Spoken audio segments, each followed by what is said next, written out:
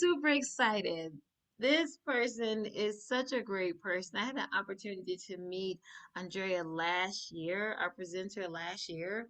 And we trained, she was a part of a training, and now we've connected on some other things.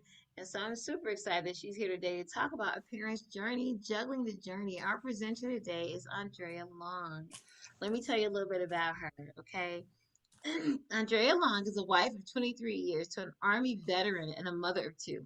She is the co founder and executive pastor of Strive Ministries, which is a family resource center. She is also the founder and CEO of Women Have a Purpose, OTM Incorporated. This is a women's leadership development ministry which Andrea developed in 2021. She is involved as a co lead with VSN, Veteran Support Network, based out of the University of Texas at Austin. She volunteers for the Military Veteran Peer Network.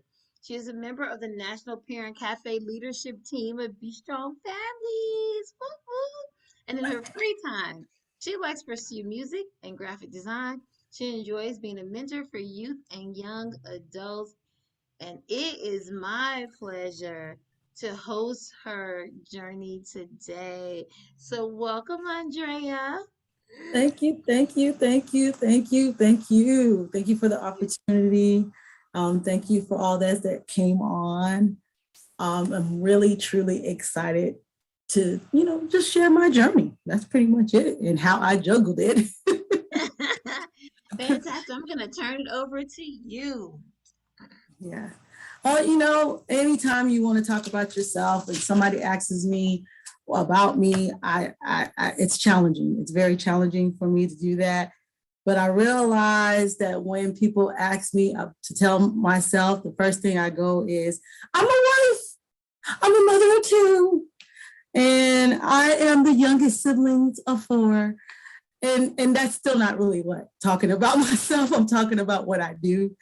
And another thing I like to tell them is that I'm a PK. For those that don't know what a PK is, I'm a pastor's kid. And then the last thing would be, I'm a proud El Pasoan. I'm from El Paso, Texas. And, but of course, I need to talk a little bit more than just that.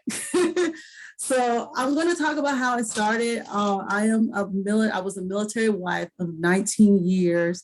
Now I am acting as a veteran wife. And that is another thing that I didn't really think that once he retired, I thought that was the end of my journey. But that's something now that is living on. But I want to tell you where it started. And it started when I was 10 years old. I know y'all like, oh man, we're going to be here a while. She went straight for 10. but 10 years old, what happened was my mom had an appointment for me and she took me out of school early. And that time that she took me out was to get my military ID. My dad was actually a soldier himself. And she was a retired spouse, a veteran spouse.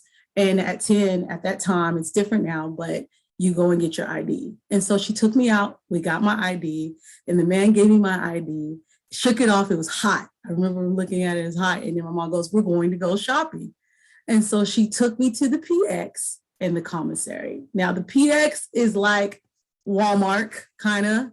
And the commissary is like, let's say Albertsons or HEB for some people. And so we went there and we spent all these days and my mom told me, oh, I'll just find an outfit for you. And then when we went to the commissary, she goes, get your favorite cereal.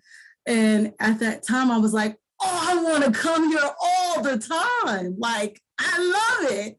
And I was able to show them my ID and I felt so grown, And then my mom was like, oh, no, this is not going to be all the time. And I'm like, not all the time. She goes, this is just a benefit that me as a spouse has, and you have it because you're your daddy's child.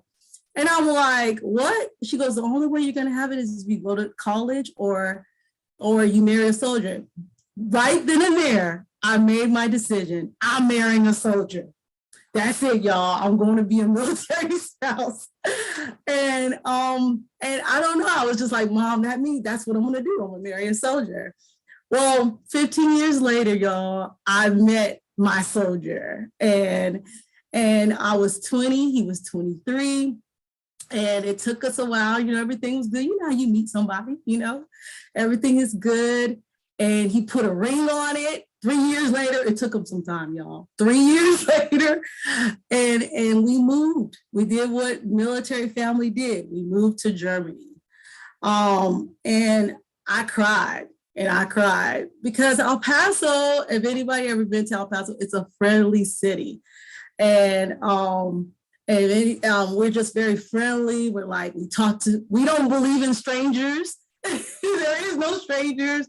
But when I went to Germany, that's a whole nother language. Although I'm used to different languages, because here they speak Spanish here. So, but in Germany, I didn't know German.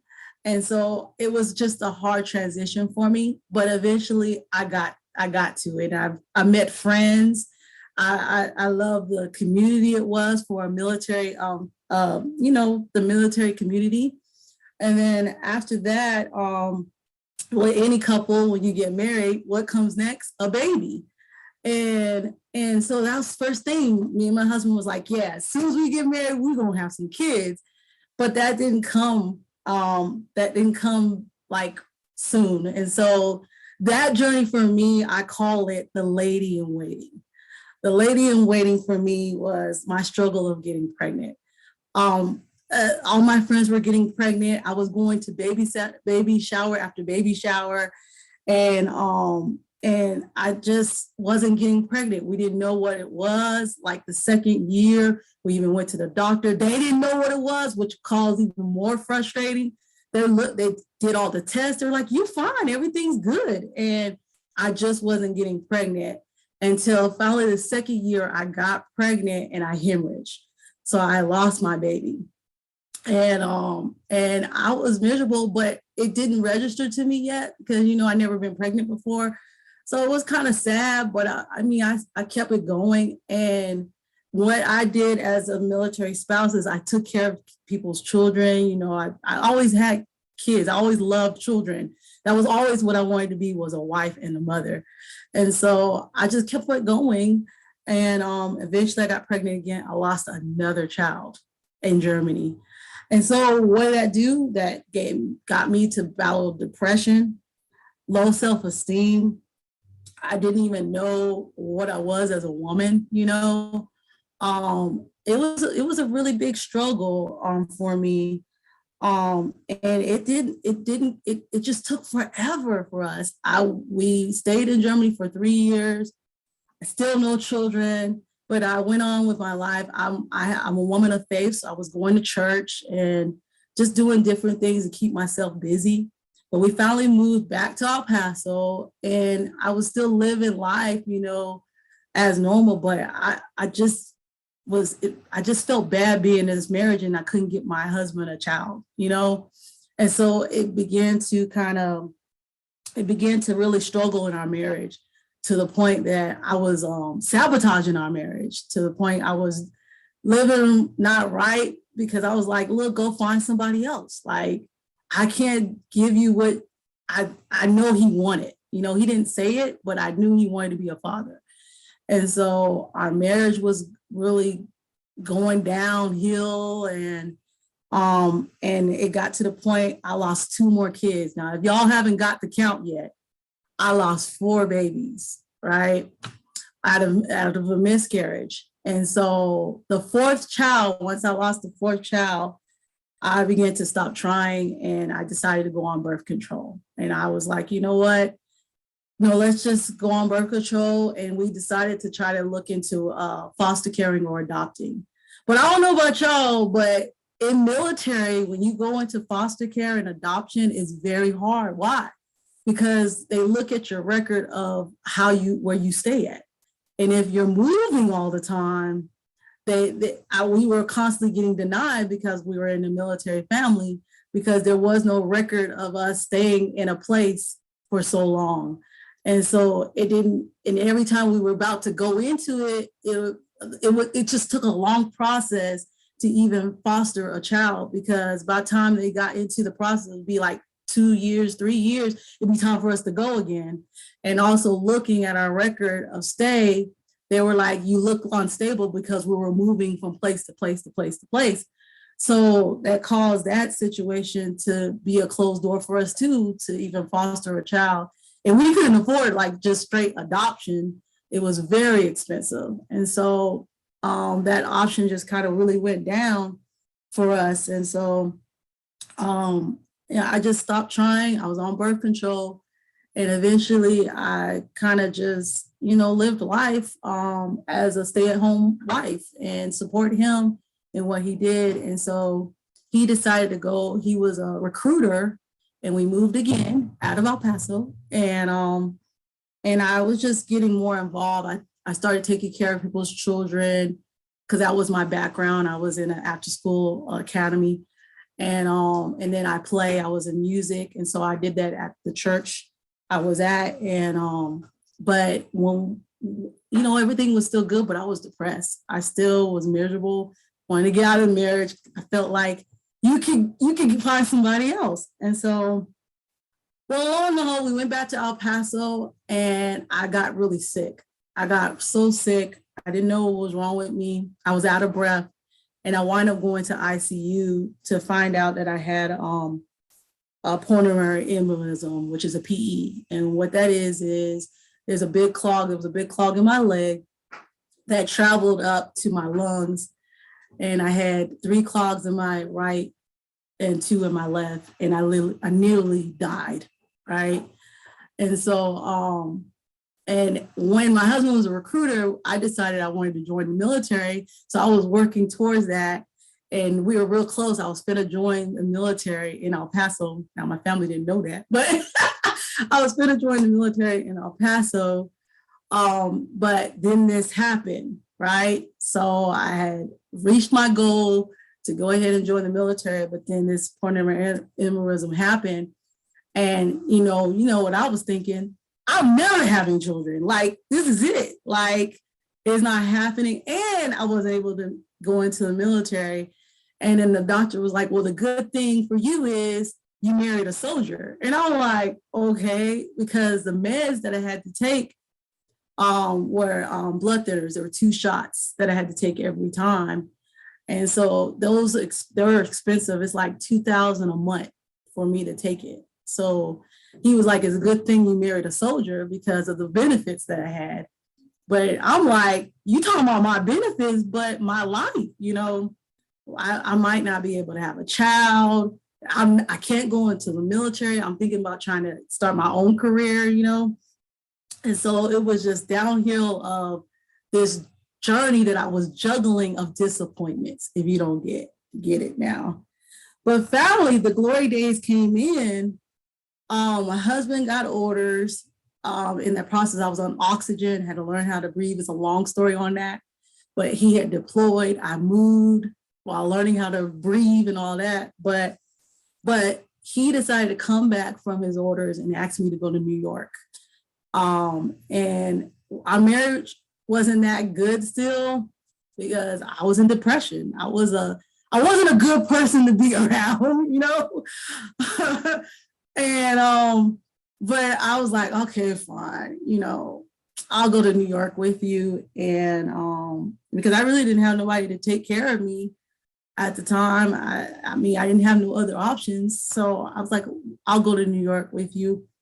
So I went to New York with him with all this medicine, boxes of Novanox, all the stuff, I felt like he was dragging me along because I was just so weak. But I went there and I found my faith there. Surprising enough. And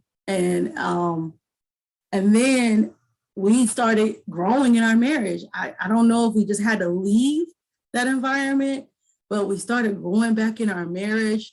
And all of a sudden, guess what? I got pregnant, y'all. And of course I was fearing, but I was just like, this is different. It just felt different. And so I got pregnant, and they helped me to find somebody there that knew my condition and knew all my stuff. And I wound up getting a special doctor, and I had the best pregnancy ever. And I was able to carry my son for 9 months, and I had my son. And it turns out the loan ox was helping me to hold my son. So I was just like, it was my glorious days of all time, because I'm thinking like, wow, who would have thought I had to move to New York, find a specialty doctor, and also the meds, everything that happened to me, those were the meds that helped me hold my babies, right? And so that was just like the glorious days of all. I mean, I had the best pregnancy. I was in the best shape. It was just wonderful. Me and my husband were like, joyful, and people were throwing us surprise baby showers, and it was just, I mean, it was just awesome. It was the most glorious days ever. But the only thing that happened after that, I was holding my baby. I was just holding him, but I still was a little sad. Like, I was just like, something's not right, because I was still kind of sad. And so I went to this place called, I think it's Family Resource Center. And they have this community where you can go and get counseling and stuff like that. And so I went to this lady, and I'm like, I'm happy, but I'm not happy. Something's not right, So I'm holding my son, and I'm happy that he's here, but then I was just still like depressed, like still battling depressions. So they finally went to the center, and then I got the help, and then next y'all, my taste buds has changed. My taste buds has changed to the point that I wanted more for my life. I wasn't carrying the identity of mom and wife and sister, and I wanted more. And I was just so happy and enthused on that. And so what happened was, when my taste bud changed, we were in a process that my husband was about to retire. And I already had another baby in that process too. And it's my daughter. And he was retiring. We had all these things going on. And you know what he told me? He was like, I said, what are we gonna do? He's like, you gotta work. And I'm like, what? So I was a stay-at-home mom, taking care of my chickadees, And he was like, look, I don't know how this process is going to be, because we're going to have this much. We had this much income to now he's retiring me, and we only have so much income. And at that time we had some stuff that we accumulated, and so he was like, you're going to have to work. And I'm like, okay. I knew my taste buds changed, but I didn't know it was going to be that big of a change. But what happened was, I went to another family resource center on the base, and I decided I wanted to instruct. I was like, there was this lady, she was just instructing. I was watching her, and I was like, I can do that, And I went to go, and I said, how could I do that? And then she was like, you got to go from this point. And that list was long. She was like, you got to go here, here, here, here. And I was like, I can't do that. I was like, that's too long. I need money now, And so I decided to develop myself for public speaking. And I was like, I'd never been in front of nobody. I didn't even look the part. When I tell y'all I was a stay-at-home mom, sweats were my uniform, put my hair in a ponytail and keep it rolling. And now I'm talking about being in a professional world. And so the thing came to me, some girl came to me at my church, and she was like, have you ever heard of Toastmasters? And I'm like, Toastmasters? She was like, yeah, it's when you learn how to public speak and this and that. And I'm like, that's it for me, And so I started, and I joined myself in Toastmasters, and I got an awesome mentor there. And she showed me, not only did she teach me how to public speak, she helped me how to dress. She was like, look, you can't be going like that, So she had taught me how to dress and how to speak in front of people. And she just really put me under her wings. And then in the process of that, me and my husband decided, we realized that we wanted to do more for the community. And through that, as far as going to community, I was like, I didn't know what that was, but I started volunteering, and that's when VSN came in. We just started going with MVPN, all these military things, and just volunteered. We didn't ask for no money. We just put ourselves out there. And I'm still like that to this day. I just want to help people and volunteer. I even went to Bible studies and just grew, just took anything I can get. And and so that's when we decided to found our own nonprofit called Strive, which is where we help couples. And and then that was pretty much all we did. And we still look for people to help. And then I decided, well, I didn't decide. My husband was like, you got to go. Because I was ministering and mentoring women, and it started growing. So the couples that were coming, I was getting the women and developing them and saying, hey, you can do it. If I can do it, you can do it. And so I decided to come up with Women Have a Purpose. And Women Have a Purpose is just a movement that ministers. It's just all of us coming together. And if there's a woman that wants to do ministry, or they want to do a business or something like that, I just help them. Because I remember when I was in that journey of depression, just sitting at home by myself and having no one to talk to. So I choose to be a friend and help women to help their journey while they're juggling it. And so that's pretty much my story. And that's it for me. Yeah. Okay, because I have like 1,000 questions. Um, First, I am wow, blown away, blown away. I loved hearing your story, and thank you for sharing it with us. I I was listening and I was thinking, oh my God, how resilient, how strong and flexible to be able. I've experienced hurt, like what do you say? I want to phrase it as God hurt, right? Like when you're believing for something and then it just doesn't happen and doesn't happen and doesn't happen. You're like, what the heck? And how hard it is to go for it again, after being disappointed several times. And then as I was listening to your story and the glory days, and then I was reminded, like, all things work together, like, right, like all things work together. So how all of that sort of came together with with the medicine being able to help that you have to go. I was like, look at that, look at God, like, like, wow. I was interested though when you talked about I feel like I'm so loud. I probably am loud.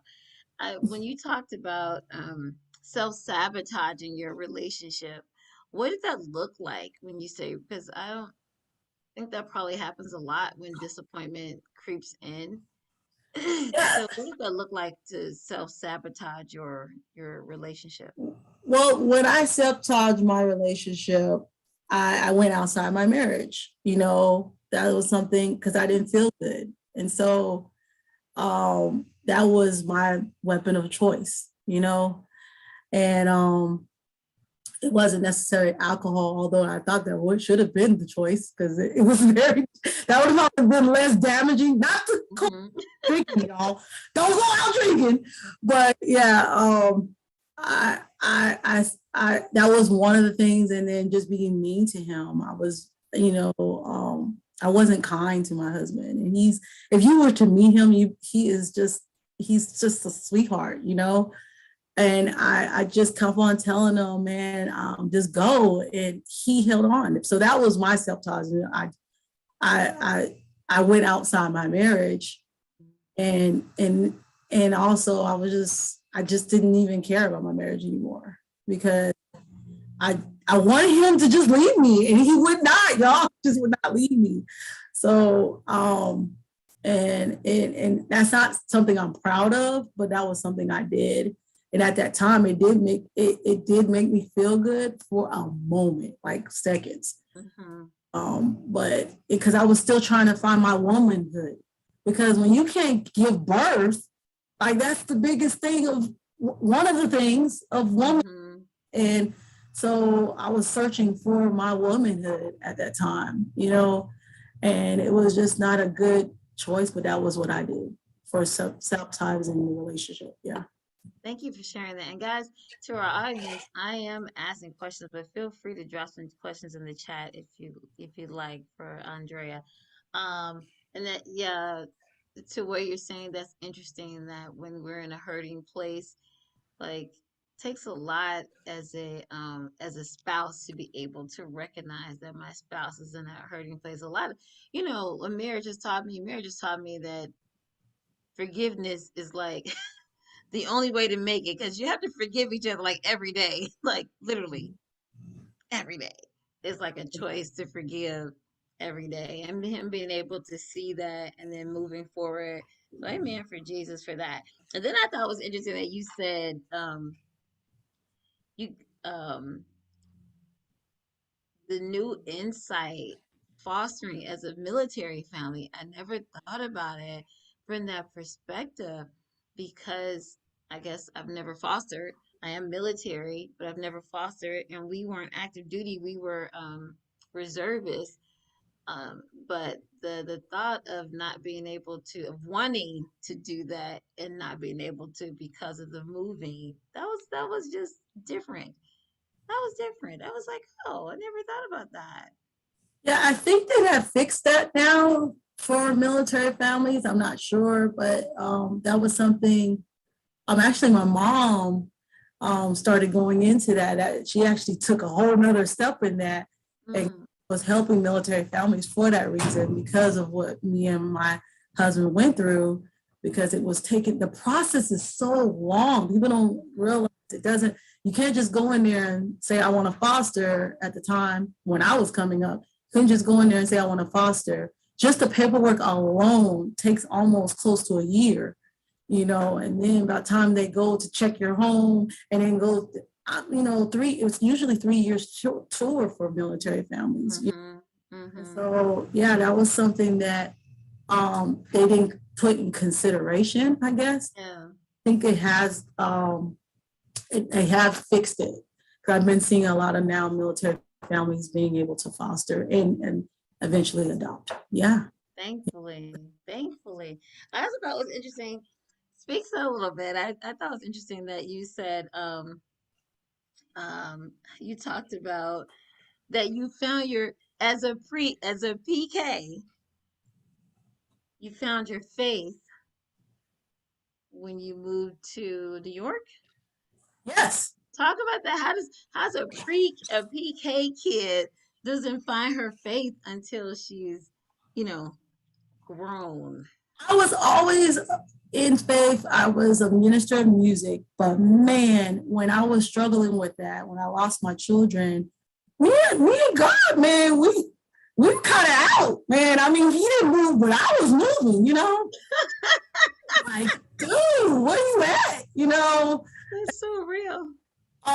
When I was younger, before I got married, me and my husband, we are Christians and all that stuff, and but then when I started losing my children, and we do that, man. We want it to be like all nice.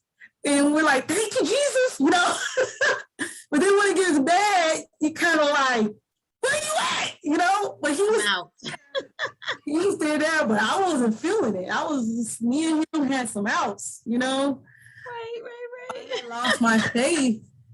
I mean, I still prayed, but I wasn't feeling it like that no more. I was mad. Yeah. Like, what? Yes, I was mad at God. I'm gonna say it straight up. And so Dude, I feel you. that was a struggle. That was another struggle that happened that affected our marriage too, because I was like, I ain't for that no more. Oh, I don't pray. Look what happened to me, y'all. That wasn't the time to talk to me about God, because I was like, okay. You're like, God loves you. Really? Really? Doesn't feel like it. Didn't Yeah. feel like it. Yeah. And I so, feel that. yeah, so that was what I meant. Like, in that struggle, my faith was struggling too. Mm-hmm. My faith was struggling not just in God, in myself. Yeah. Because I'm like, my body wasn't doing what it should have been doing. Mm-hmm. And so it was a big struggle. So it wasn't just even my faith in God. I found my faith in myself when I moved to New York. Because I don't know, maybe I had to leave Texas. As much as I'm a proud old pastor, Mm-hmm. I had to leave Texas in order for me to find myself. Mm-hmm. Yeah. Yeah. Yeah. That's interesting. I can't wait to I definitely want to talk about finding yourself because you're also part of our military appreciation panel at the end of the month. And I can't wait to broach that subject of like finding yourself as a military spouse. Like that thing is real too. Or just period as a spouse, period. No. Amani, Yeah. I'm not gonna start with you. Oh, yes, no limit soldier too, parents. And Yes. when you are a military spouse, definitely you become no limit soldiers for real, Mhm. for real. It's a whole different animal. I feel like, of just like I don't know, having to hold down the home front while your spouse goes off Yeah. and you got to be there and just all of that. And I was cracking up when you talking about the PX. I remember our first time going to a PX too. I was like, oh wow, this is so cool. I was like, this is so cool. But I think our nearest PX here in Illinois is Great Lakes Naval Base. Yeah. That's our closest PX. So it wasn't like I was able to go there often. It was like, well, wish I could be here so we could come up here as often, but that's like an hour and a half away, so that wasn't gonna happen. Um, I also you also had me cracking up talking about wearing your husband's sweats because I remember that after having children and having gained weight, and I was like wearing out my husband's sweatshirts. I think I just went through that for like a year, maybe 3 years. I was wearing his clothes, his sweat. My husband was like, "Really?" I was like, "I can't fit anything. This is horrible." I loved it. That was so funny. You just brought so many things up for me. This was I think I had almost forgotten about wearing his sweats and his button-up shirts, like, for just crazy. But I couldn't fit anything, and I didn't want to fit any. I was like, I gained all this weight. What do I do with this weight? Like, and how do I get rid of it? And I used to be cute and sexy and small, and now I'm, overly voluptuous and cute. So, It's a struggle to, like, okay, I found myself, but then now how do you get from point A to point B? You have these goals in mind, and mhm, you got the freedom to move. You're getting it. You have awareness, but what's your next step? You know what I mean?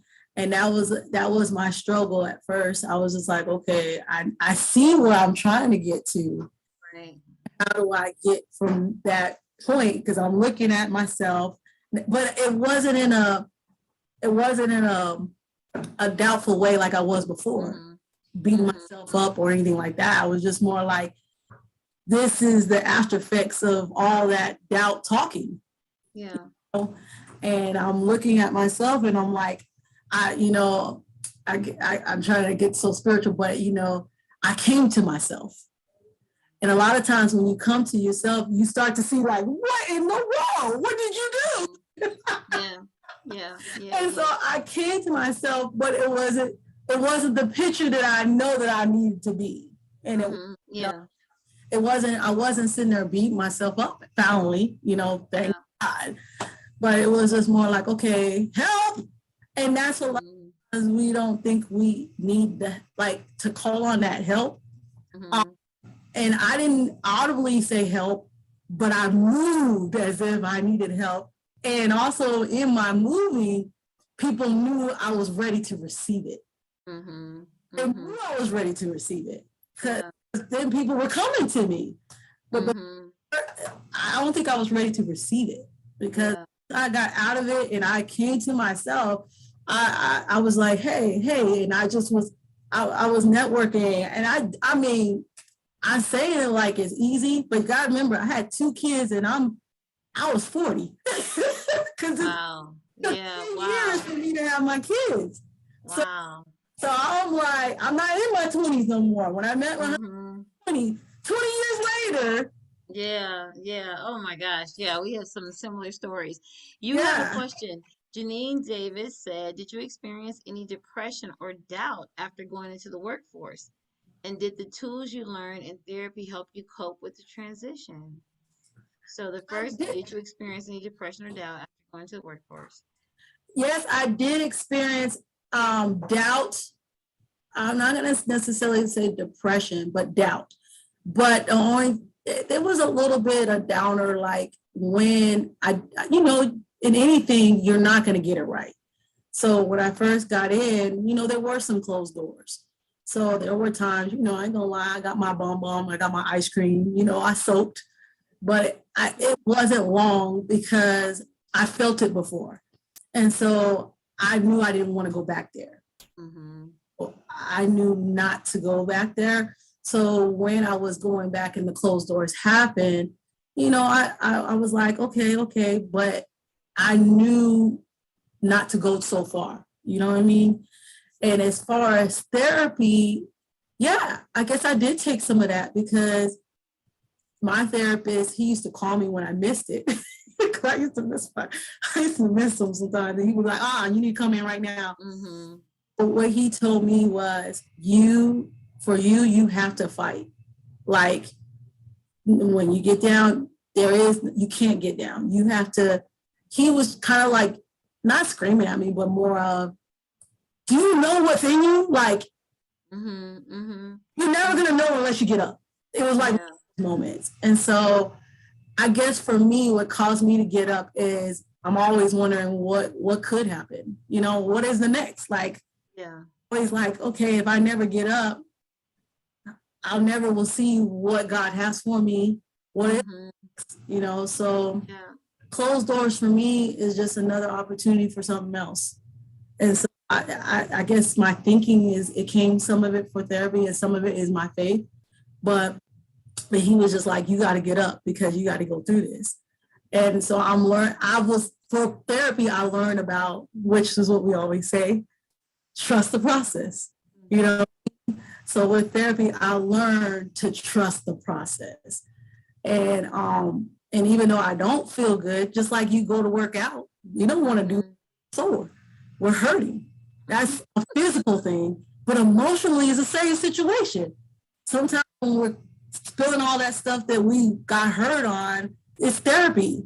And it doesn't feel good to talk about our past. It don't feel good about talking about all these journeys we juggled in. But through that pain, eventually something good's gonna come out of it. You know what I mean? Yeah. Mm-hmm. I hope Agreed. I answered that Thank you, question. Janine. She did. She said thank you.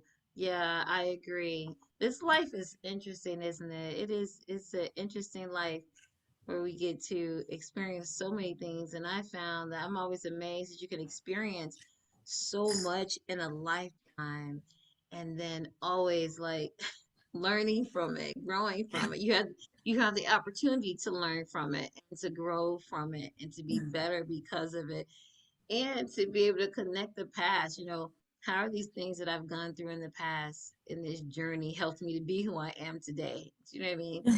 I Yeah. love being able to look back at that, and I'm always amazed that I call God Daddy, so I'm always amazed at Daddy and how He works things out in in my life. So Mhm. that's always a plus for me.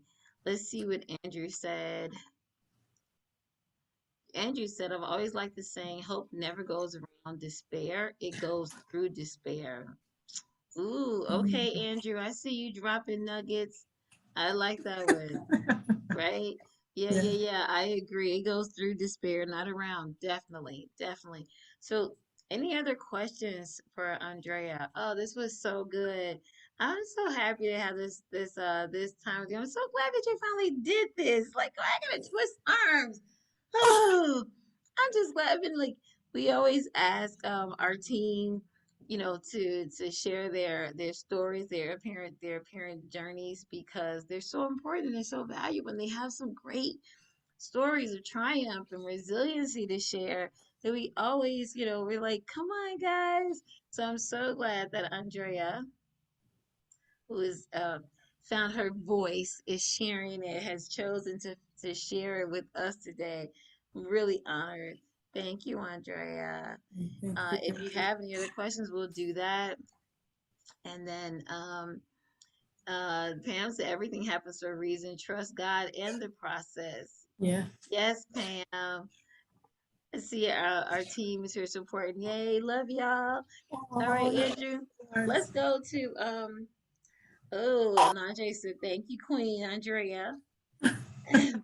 So based on this wonderful conversation that you heard today, or this wonderful journey, think of something that you want to amplify this week. Drop it in the chat. Hashtag today, our hashtag is hashtag amplify family strong. Woo! Shout out to all military.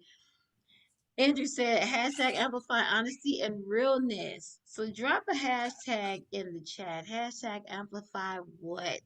What will you amplify this week? Hashtag amplify faith. Thank you, Pam. Yeah, I gotta think of a good amplify, a good hashtag. I always got a good hashtag. Amplify compassion. Hashtag amplify compassion. Andrew just put up the poll. Do me a favor and complete the poll, please, before you leave today to find out how we're doing. And yeah, and if you thought, I just thought that sharing this Andrea's story, Amplify Recovery, sharing Andrea's story of like loss and child loss, that is like some of the deepest pain. So, woo, Jesus, thank you for sharing it. Share this with somebody else who needs hope or needs to be encouraged. This is streaming live right now on our YouTube channel, and afterwards, you'll be able to share this video with other families who may need to be encouraged on how they can also have hope in the midst of their despair. So please share this. This conversation was way too important to for it to sit just on the page. It needs to be shared. So thank you guys. Let's go to the next slide, Andrew. Spring into vitality. Don't forget to join us. Join us June 22nd, 2022, for a variety of fun events. Use the camera, your camera. You can scan the QR code. It's going to take you to some great things happening in June or May through June. So I know we have like a yoga class, a relaxation yoga class, and we have thank you watercolor and paint and sip on May 21st. And then we got the virtual escape room Thursday, June 9th. So yeah, please mark your calendars and join us. We'd love to see you there. Okay. Hilda said, thank you for sharing your story and your strength. Join us for this Friday. We are celebrating Mother's Day our way. A Taste of Cafe is the mini hats that moms wear. You want to be here for that. This is a great thing to treat yourself to on a Mother's Day weekend. You're at work anyway. You might as well take that hour and a half for lunch. Don't tell your boss you're taking the additional hour. I know y'all working from home. You get to be flexible. Do this for yourself. This would be the best way that you can, the best gift you can give to yourself is to attend this Taste of Cafe this Friday, led by our National Parent Cafe leadership team. If you hit the QR code with your camera, boom, it'll take you right there to register. Okay? All right. Next slide. Um, Join us every Monday and Wednesday, Tuesday and Thursday is for our Spanish speaking community. Monday and Wednesday is the English speaking community. Join us, join us, join us. And if you would like to be featured and you would like to do a webinar for us about something you're passionate about, your agency, a community resource, just hit me up. I think there's a link, or you can hit me up at Sarita at BeStrongFamilies.net. We'd love to have you. Register for next week's webinars by using the QR code. Next. Don't forget to subscribe to our YouTube channel. Woo, woo, it's growing, y'all. Yay! Andrew, how much were we trying to hit last time? Like last week, you said we were trying to hit some number and we were almost there. So I hope that we met that and I hope that we're surpassing it. 340, yay! Now we're at 345. Yay. So share it. 350 soon. Right, right, right. If you go and you share it and you like and subscribe to our YouTube channel, we'll keep growing and keep doing all the wonderful things that we're doing for the community. Thank you guys. You can find us at the QR code. So, Andrea, thank you for a fantastic session today. Thank you, everybody who joined us. We really appreciate you being Thank you. here. Thank you. Shout out to NPCLT in the house. We see y'all. Thank you, guys. And thank you, Andrew, for being a fantastic tech support person as usual. Andrea, I'm going to call you right after just to check in with you, okay? All right, Thank you. guys. Thanks so much. And we'll see you Monday, right? Or Friday at the cafe.